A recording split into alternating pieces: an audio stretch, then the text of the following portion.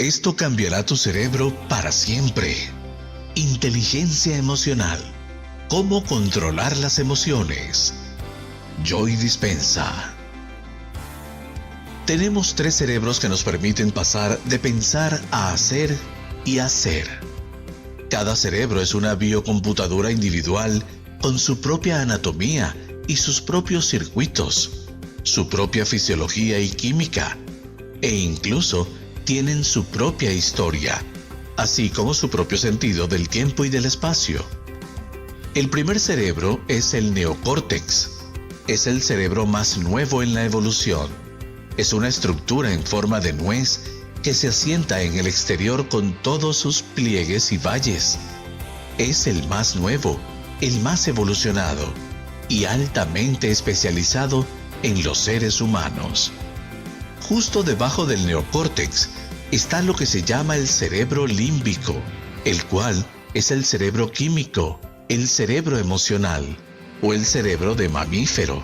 Es del tamaño de un limón y es responsable de regular el orden químico interno. Justo en la parte posterior del tallo cerebral está lo que se llama cerebelo, el cerebro reptiliano. Este es el cerebro más antiguo en la evolución y es la sede de la mente subconsciente. Ahora, tu cerebro está formado por alrededor de 100.000 millones de neuronas. Para darte una idea, si tomas 100.000 millones de hojas de papel y las apilas una encima de la otra, esta pila tendría 8.000 kilómetros de altura, es decir, la distancia de Los Ángeles a Londres. Las células nerviosas poseen la capacidad única de almacenar y comunicar información entre sí, por lo que tu neocórtex, el cerebro pensante, es el asiento de tu conciencia. Justo ahora me estás escuchando con tu neocórtex. Lo que le encanta hacer al neocórtex es recopilar información. Y cada vez que aprendes algo nuevo, generas una nueva conexión sináptica en tu cerebro pensante. Eso es lo que significa aprender, forjar nuevas conexiones. Y cada vez que aprendes algo nuevo, tu cerebro cambia físicamente. Si lees un libro sobre cómo andar en bicicleta, o sobre cómo construir una casa para perros, o sobre cómo bailar salsa, o sobre cómo cocinar comida francesa, o sobre cómo tener éxito, o sobre cómo ser un mejor padre, etc., tu cerebro literalmente actualiza su hardware para reflejar un nuevo nivel de mente. El principio en neurociencia dice que las células nerviosas que se activan al mismo tiempo se conectan y a medida que comienzas a aprender nueva información, conectas biológicamente esa información a tu arquitectura cerebral. Si el aprender crea nuevas conexiones sinápticas, entonces recordar mantiene esas conexiones. Y al igual que cualquier relación, mientras más comunicación haya, más conectados se sentirán. Y las neuronas son exactamente de la misma manera. Una vez que estas neuronas comienzan a activarse y conectar unas a otras, en realidad forman redes, lo que los neurocientíficos llaman redes neuronales. Las redes neuronales son solo bandas de neuronas que se han activado y conectado para formar una comunidad de conexiones neurosinápticas. Pueden estar relacionadas con una idea, un concepto, una experiencia, un recuerdo, una habilidad, comportamiento o una acción. Pero estas redes en realidad tienen un componente electroquímico. Generamos más impulsos eléctricos en el cerebro en un día que todos los teléfonos celulares del planeta juntos. La definición neurocientífica de la mente es que la mente es el cerebro en acción. La mente es el cerebro en funcionamiento. La mente es lo que hace al cerebro. Y como tenemos 100.000 millones de neuronas ensambladas a la perfección, podemos hacer que el cerebro active diferentes secuencias, diferentes patrones y diferentes combinaciones. Y cada vez que hacemos que el cerebro funcione de manera diferente, cambiamos nuestra mente. Entonces, una vez que hayas entendido algo intelectualmente, teóricamente, filosóficamente, Si tomas lo que intelectualmente aprendiste en tu cerebro pensante y lo aplicas, lo personalizas, lo demuestras. Significa que tendrás que modificar tu comportamiento de alguna manera, y si cambias tus acciones y haces algo de manera diferente, tendrás una nueva experiencia.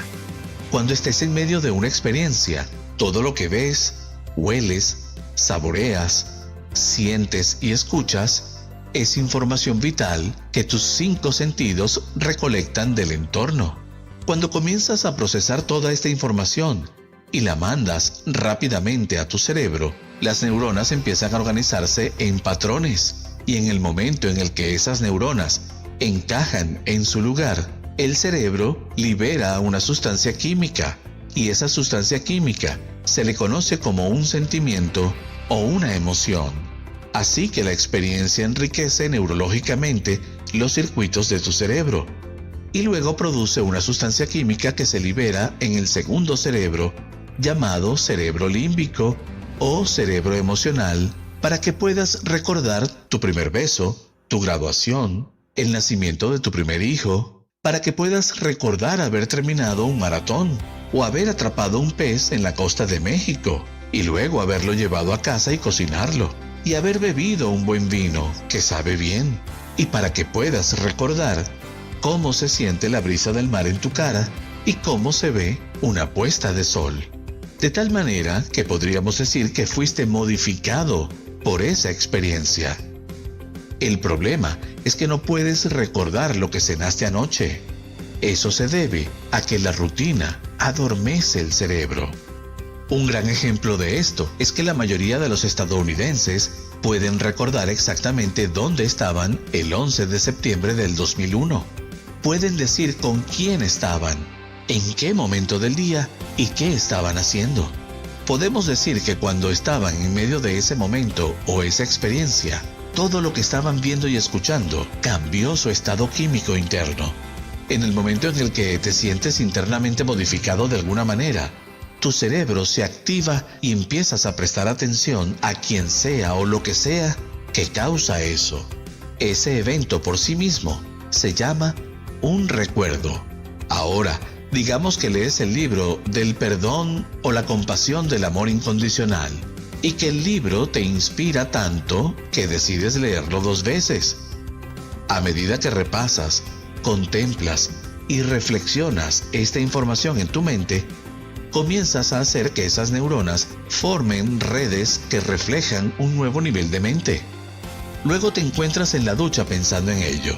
Estás conduciendo hacia el trabajo y estás contemplando estos conceptos.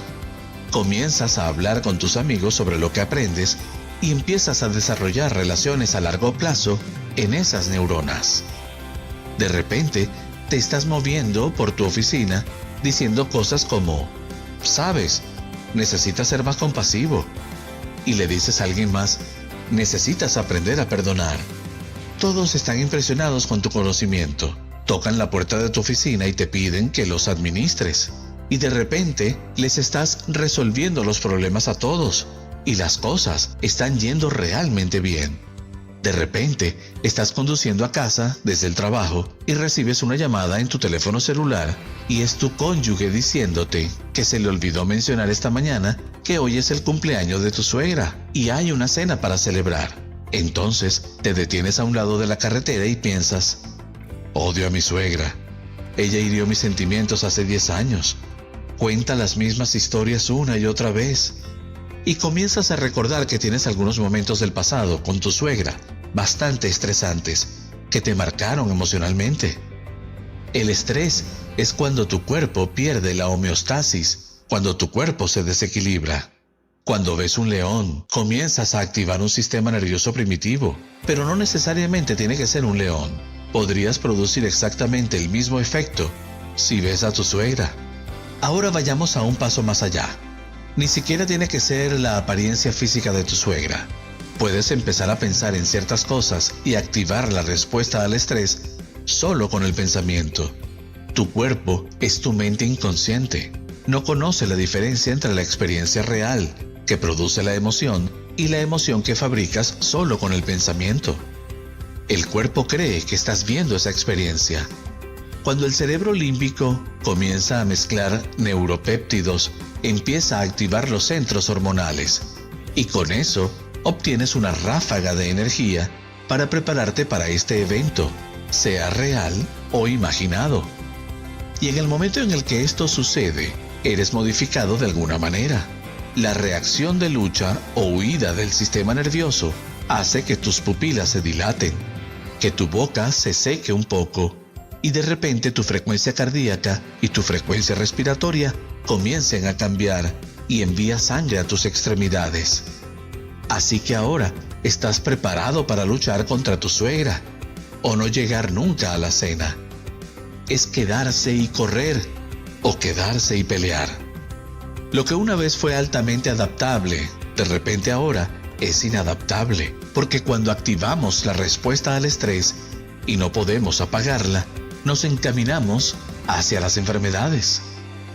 Así que estás detenido a un lado de la carretera y luego piensas, yo leí un libro sobre la compasión, maldita sea.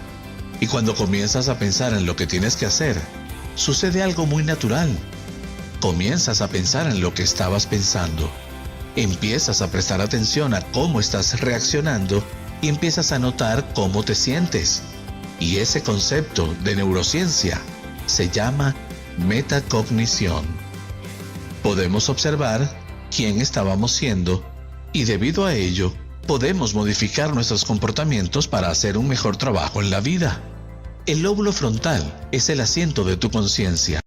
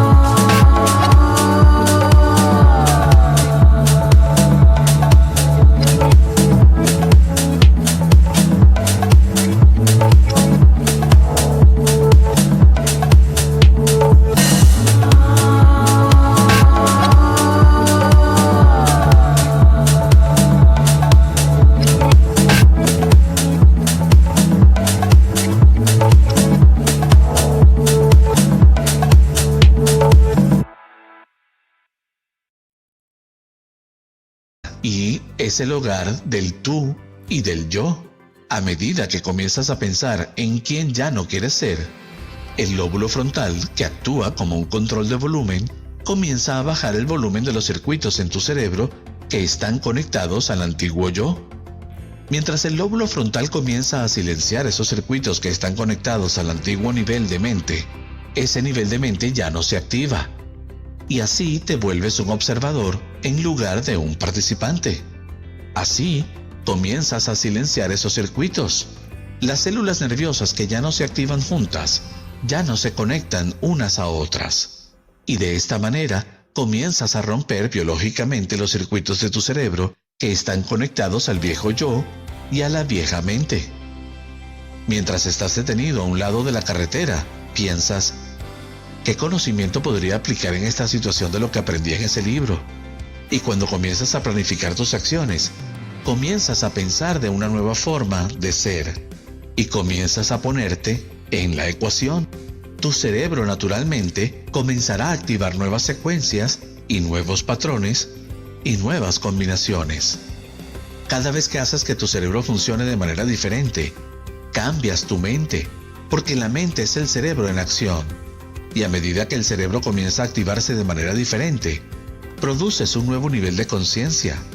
Las células nerviosas que se activan al mismo tiempo se conectarán. Así comienzas a instalar un nuevo hardware neurológico antes de la experiencia real y tendrás circuitos instalados para usarlos cuando llegues a esa cena. Entonces, cuando te preguntes qué es la compasión y comiences a recordar todas esas cosas diferentes que aprendiste del libro, el lóbulo frontal, como un gran líder de orquesta sinfónica, comenzará a sincronizar esos circuitos. Comenzará a producir cierto nivel de coherencia o cierto nivel de conciencia. Tu cerebro, naturalmente, creará un holograma o una imagen que luego convertirá en la representación interna de lo que vas a usar cuando llegues a esa cena. Eso se llama intención. Hay una mezcla muy única que ocurre microscópicamente entre diferentes circuitos en tu cerebro cuando intentas detonar un nuevo pensamiento llamado compasión. Pero recuerda que has activado y conectado todos estos otros circuitos basados en los últimos 10 años. Así que cuando comienzas a activar este nuevo pensamiento, todos estos otros pensamientos te dirán, tú odias a tu suegra, no quieres ir a esa cena, ¿por qué no empiezas mañana? Esto no es un buen momento para hacer esto. Sin embargo, si persistes con cierta cantidad de amplitud y pones tu atención en ese nuevo pensamiento, tarde o temprano, ese pensamiento será la voz más fuerte en tu cabeza. Y cuando eso sucede, el cerebro tiene que sellar ese circuito de una manera más permanente. Cuando el potencial de acción desactiva la neurona, desde la hendidura presináptica hasta la hendidura postsináptica, hay un pegamento que sella el circuito llamado factor de crecimiento neuronal, que viaja en la dirección opuesta. Pero solo hay una cierta cantidad de ese factor de crecimiento neuronal para circular, así que comienza a robar el pegamento de los circuitos vecinos. Y cuando eso sucede, se va tu recuerdo de tu suegra hiriendo tus sentimientos hace 10 años. Se va la idea de que la odias. Se va la impaciencia. Se va la intolerancia. Y ahora, la única señal que viaja en esa neurona es la compasión. Cada lugar donde una neurona se conecta con otra neurona es un recuerdo. Cuando esto sucede, comienzas a podar biológicamente y neurológicamente los viejos recuerdos del viejo yo. Y esta es la ciencia de cambiar tu mente. Si quieres ver cómo se ve eso en tiempo real, desengánchate del viejo yo y reconéctate al nuevo yo. Puede suceder en solo unos minutos. Ahora, de regreso a la carretera, haces un giro en U, te diriges a la cena, te recuerdas a ti mismo quién ya no quieres ser. Silencias esos circuitos en el cerebro. Comienzas a pensar de quién en realidad quieres ser, basado en el conocimiento que has aprendido. Preparas a tu cerebro antes de la experiencia real. Llegas a la cena y haces que tus comportamientos coincidan con tus intenciones, que tus acciones sean iguales a tus pensamientos. Haces que tu mente y tu cuerpo trabajen juntos. Haces exactamente lo que dice el libro. En el momento en el que eso sucede, de repente, sientes compasión. En el momento en el que tu corazón comienza a abrirse y sientes compasión, le estás enseñando a tu cuerpo emocionalmente a comprender lo que tu mente entendió intelectualmente. El conocimiento es para la mente, pero la experiencia es para el cuerpo. Cuando comenzamos a experimentar la compasión, personificamos el conocimiento. La palabra se convierte en carne y el cerebro límbico produce un nuevo lote de péptidos que envía señales al cuerpo. Así, literalmente, comienzas a cambiar tu expresión genética, porque los genes reciben nueva información epigenéticamente.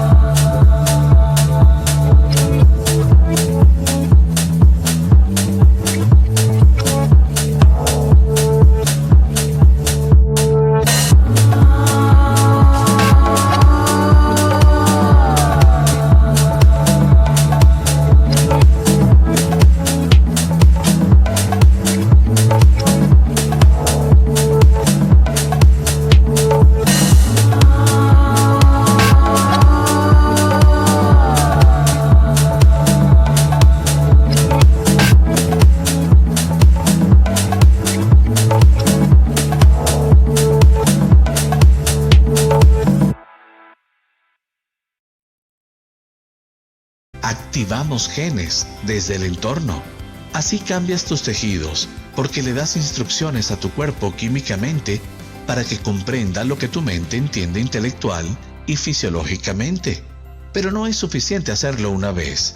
No puedes perdonar a tu suegra una vez y esperar ser considerado un santo. Tienes que poder repetir la experiencia. Tienes que poder hacerlo una y otra vez. Tienes que hacerlo tantas veces que ya no tengas que pensar en ello. Cuando lo haces una y otra vez, condicionas al cuerpo neuroquímicamente para memorizar la compasión, y así como también a la mente consciente. Y cuando eso sucede, la mente y el cuerpo trabajan juntos, o cuando el cuerpo lo sabe, también como la mente, allí es cuando activas ese tercer cerebro llamado cerebelo, la semilla de tu mente subconsciente. Lo has practicado tantas veces que sabes cómo, pero no podrías explicarlo. Es mecánico, es instintivo, es fácil, es un hábito, es una habilidad, es un comportamiento automático. Cuando llegas a ese nivel de memorización de un orden químico interno, un nivel tan innato en ti que es quien eres, cuando llegas a ese punto del que ninguna persona, ninguna cosa, ninguna experiencia puede sacarte, ya que has mantenido un nivel de coherencia, estarás en un estado de ser. Entonces, la forma en la que transformamos el mundo es transformándonos a nosotros mismos. Y cuando estamos en ese estado de ser, le damos permiso a la gente para hacer lo mismo.